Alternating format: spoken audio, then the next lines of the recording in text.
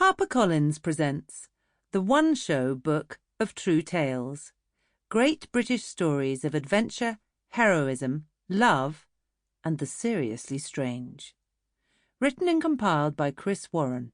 Contributor Duncan Haskell. Read by Antonia Beamish. Introduction. Welcome to the one-show book of true tales, featuring adventure, heroism, love, loss, and the seriously strange, from the hit BBC One TV show. In your hands is a lovingly crafted compilation of more than 100 of the quirkiest, strangest, most mind-boggling and fascinating stories pulled from the brains of the one-show research desk at independent producers Icon Films. These stories were originally turned into short, 4.5-minute films by their production teams and transmitted on The One Show, now celebrating 10 glorious years on the telly. But we've dug a bit deeper into those mini televisual masterpieces to bring you standalone and strangely connected tales of everyday British foibles, eccentricity, unsolved murders, very hard maths, A-list stars turning up in unexpected places, cricket-playing Nazis, epic fails, government cover-ups, mini-triumphs, scientific breakthroughs, and, even one about how a nudist filmmaker came up with the object that no self-respecting hipster home could do without. You may already be a fan of The One Show, but did you know that launching this now much-loved early evening weekday magazine show was a gamble for the BBC? You see, The One Show sits in a tricky scheduling hinterland. 7 p.m. That awkward, sticky-out bit of time and space after the news, falling between the snoozy undemands of daytime programmes and before prime time. This is the time of day when TV's magnetism is at its weakest for viewers, often just home from work, distracted by making or eating their tea, putting the bins out, wrangling toddlers toward their pyjamas, ignoring a spate of PPI compensation calls on the landline, and whatever else it is people do at 7 p.m. on a weekday. But the gamble paid off.